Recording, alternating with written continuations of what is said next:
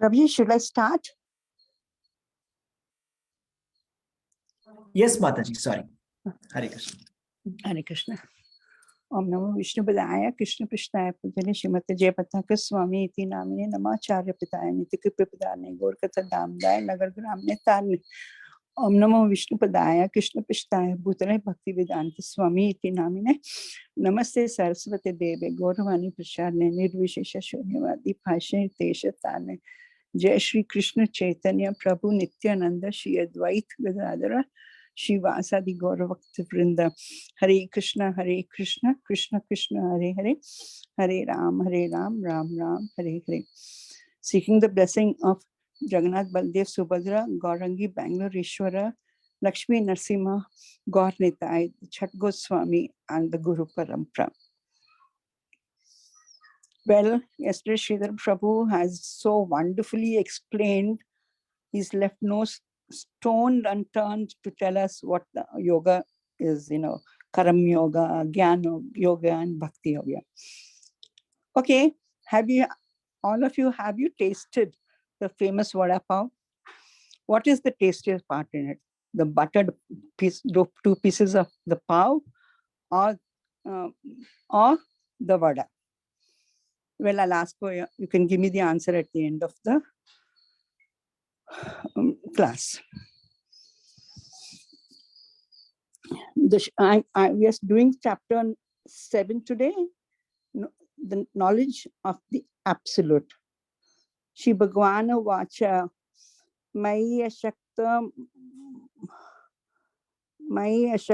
Manaha Partha Yogam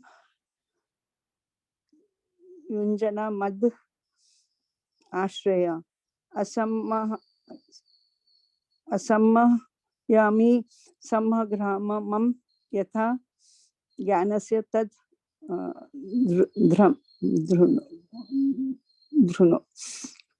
God. The Supreme Personality of Godhead said, now hear, O son of Partha, how by practicing yoga in full consciousness of me, with mind attached to me, you can know me free from doubt. Chapter 7 to 12 is the pearl in the oyster shell, priceless. The filling of the sandwich, the tastiest. This is Bhakti Yoga.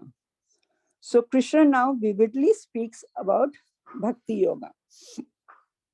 After having explained vividly about Karma Yoga, Dhyana Yoga in the previous 6 chapters, anything precious is kept in 2 folds. Chapter 13 to 18 is Jnana Yoga. In the first 6 chapters of Bhagavad Gita, the living entity has been described as non-material spirit soul, capable of elevating himself in self-realization by different types of yoga. At the end of the 6th chapter, it has been clearly stated that the steady concentration of the mind upon Krishna, in other words, Krishna consciousness, is the highest form of yoga, Bhakti Yoga. Give me your ears, Arjuna. Listen, says Krishna. Material desires is just like a blazing fire. In a fire is continuously supplied with drops of fat, the fire will increase more and more and never be extinguished. The Western civilization have reached the summit of material civilization, but people are still dissatisfied. Real satisfaction is in Krishna consciousness. One must therefore take to Krishna consciousness and properly follow the regulative principle. Then one can attain blissful life in peace and knowledge. Narottam Das Thakur says, Hari Hari Viple Janama, Gunaisu Manasha Janama Paya, Radha Krishna Bhajiye Janiye Suniye Vishay Khainu.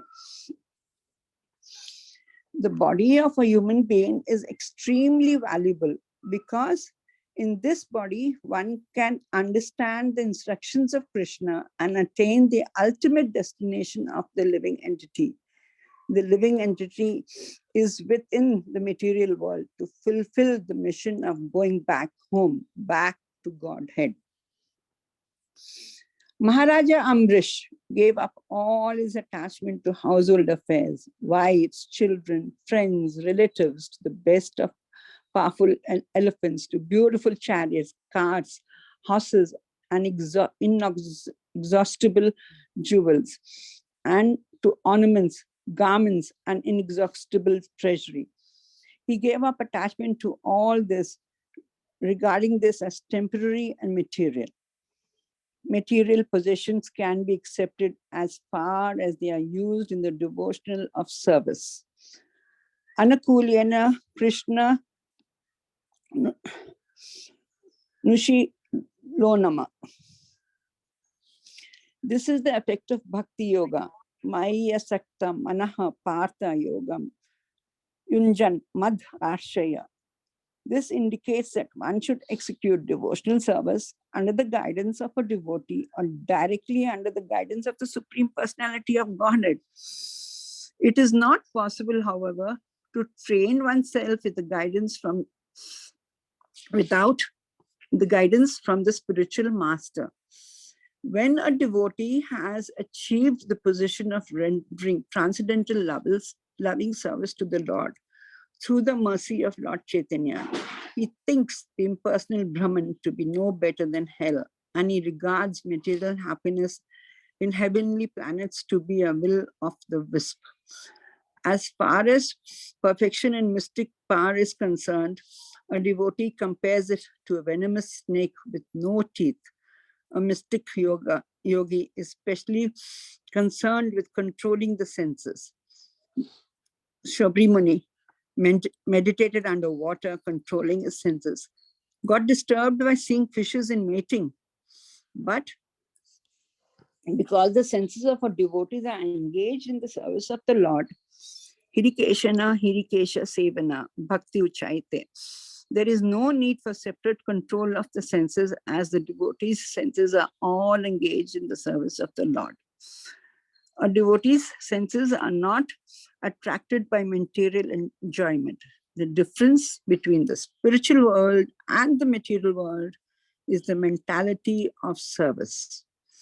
Prahlad Maharaj says, Sochetalo vimukha chetasaha indriyanartha maya shukhama bharam udra hato vimudha. People suffer from material distress because they are not attached to the Supreme Personality of Godhead. A pure devotee, chief's concern, therefore, is to raise the innocent mass of people to the sense of Krishna consciousness. Without surrendering process, one cannot achieve liberation. The Bhagavatam says, those who are simply puffed up thinking themselves to be liberated by some non-devotional process are not polished or clear in intelligence, for they have not yet surrendered unto you. Hiranyakashipu wanted to become immortal.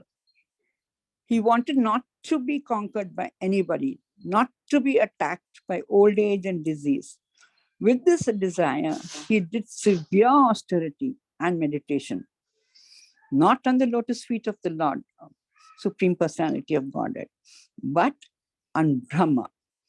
Ravan meditated on Lord Shiva. Both Lord Brahma and Lord Shiva are under the control of Krishna. Both Hiranyakashipu and Ravana had material possession like Maharaj Amrish. But atheists and materialistics are very much advanced in everything, money and women, yet dissatisfaction prevails. This is an example of asuric life. Society cannot be happy, peaceful without Krishna consciousness. Hiranyakashipu and Ravan both were servants of the senses. They enjoyed their material sense gratification as far as one could imagine, yet dissatisfied. He who has no devotion to the Supreme Personality of Godhead has no good qualification because he is engaged in mental concoction in the material existence. It is also to be noted that although Hiranyakashipu performed austerities for a long time, he was nonetheless known as a Daitya or a Rakshasa. Even great saints person could not perform such a severe type of austerity. It is because whatever he did was for his own self-gratification. Prahlad Maharaj, his 5 years old son, simply followed the instructions of Narada Muni. Prahlad became an exalted devotee, a Mahajan, dear to the Lord. The Lord saved him. Hiranyakashipu was killed. This is the difference between devotional service and all other methods of perfection. In spite of executing all type of austerity and penance, even arriving at the brink of spiritual realization and Brahman realization, they think that they are in the effulgence of Brahma, but actually, because they have no transcendental activities, they fall down to material activities. One should not be satisfied simply with knowing that one is Brahman. He should engage himself in the service of the Supreme Brahman, that is Bhakti. The engagement of the Brahman should be the service of the Para Brahman. Without realization that he is Brahman's spirit soul, an eternal servitor of the Lord, he engages himself in devotional service of the Lord. He does not engage in the activities of transcendental service. He must fall down to material activities.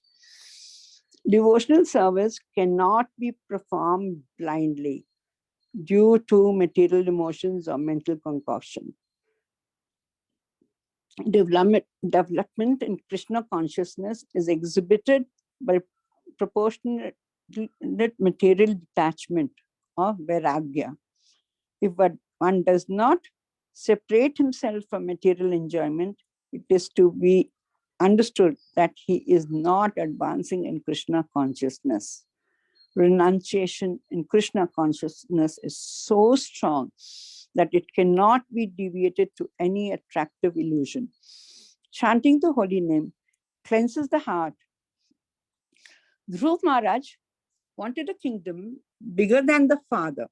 But when the Lord appeared, Dhruv Maharaj, he did not want anything. Pieces of glass, he said. He got the diamond. You come to a king and you ask for ashes of a dead man, material things. You are coming to me, king, and asking temporary material things instead. I'll give you the nectar of my lotus feet, service. The devotee becomes so happy, he forgets that what he is asking. Krishna did give Dhruv Maharaj a kingdom bigger than his grandfather, Dhruv star, pole star. Consciousness cleared. The holy name will protect you. As even if you have been very sinful in the past, Ajaman. Even if Yamdutas are coming, the holy name has the power to cut the ropes. We don't have to fear. Our life may have been messed up in the past, committed many sinful activities, mistakes, no problem. From now on, I will take the shelter of only the holy name. I will keep the Maha Mantra on my tongue like a child keeps a candy. Nam protects, nothing can touch. Namacharya Haridas Thakur, even when he was whipped in this world, the Supreme Personality is there to protect. He was whipped in 22 Marketplace. He was chanting the holy name. Lord Chaitanya took the whips on his back. Not one whip mark came on Haridas Thakur. Why? The whip marks were on Gauranga Mahaprabhu. When my devotees chant my name, I am present. Third, temptations. Look at Ajmal and look at Haridas Thakur. Ajmal was a Brahmin. Haridas Thakur was not a Brahmin by birth. Ajmal went to the forest and saw the prostitute, and that too, the prostitute was not interested in him. The prostitute was interested in some other man. Ajmal went and just saw once, and he returned home and fell down all his life. That too, this was during the daytime. Now look at Haridas Thakur. He was not a Brahmin. He did not go to the forest. The prostitute came to him. He, like Ajmal, did not see her with some other man. The prostitute came just for him. Haridas Thakur, it was not during the day, but for 3 consecutive nights. Why is it Ajmal fell down and Haridas Thakur did not? Reason? Ajmal was not chanting Hare Krishna, but Haridas Thakur was chanting. Anyone who is chanting has Krishna with him. The prostitute had exposed her body to the view and sat down at his doorstep. Haridas Thakur told her, "Please sit here till I finish my prescribed duties. Then your desire will surely be fulfilled." He tricked her to hear the holy name. He did not leave his place. By hearing a pure devotee chant, she became free from all sinful activities. No matter how sinful one may be, she also personally chanted, "Hari, Hari, Hari." Haridas Thakur stayed there to deliver her. Ajmal cried out his son's name, Narayan, and could send the Yamdutas away. He was given a second chance. Without bhakti, you cannot go back to Krishna Loka, even if you are sinless. He went to Haridwar, spent in life in the remembrance of the Lord, performed bhakti yoga, and left his body in Haridwar. So only bhakti, bhakti, bhakti will lead you to your destination of Krishna Loka. You just cannot budge into somebody's home, and even in the material world, without an acquaintance. My Guru Maharaj says, Lord Chaitanya advised that everyone we meet, we should give them Krishna's message. It is not very difficult. We tell, chant to everybody.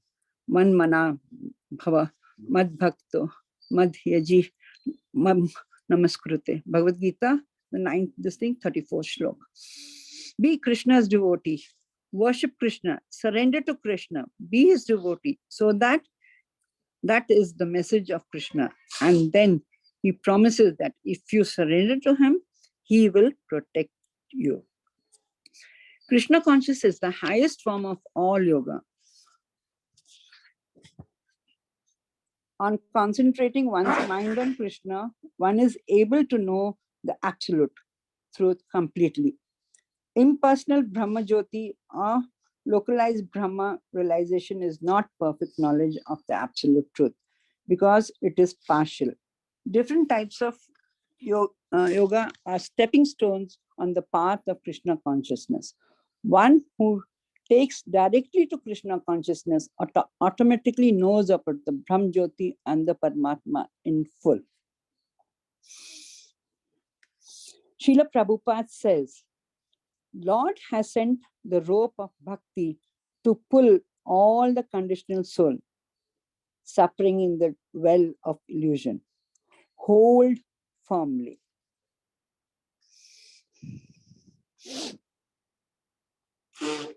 Small consistent effect makes massive changes in life. Raindrops may be little in shape and size, but they continuously fall, makes a river overflow. So take your small steps in Krishna consciousness and chant Hare Krishna, Krishna Krishna, Hare Hare, Hare Rama, Rama Rama, Hare Hare. Thank you, Prabhu. Hare Krishna Mataji. Hare Krishna, Mataji. Hare Krishna, Hare Mataji. Krishna Mataji. Hare- Thank you, Hare- Mataji. Hare Krishna Thank Mataji, you. Thank Dandavat you. Pranam. Dandvat Pranam. Thank you. Hare for being Krishna Mataji. Dandavat Pranam. here. Hare Krishna. Hare Thank Krishna you, Mataji. Mataji. Dandavat Dandavat Pranam. Pranam. Hare Krishna, Dandvat Pranam.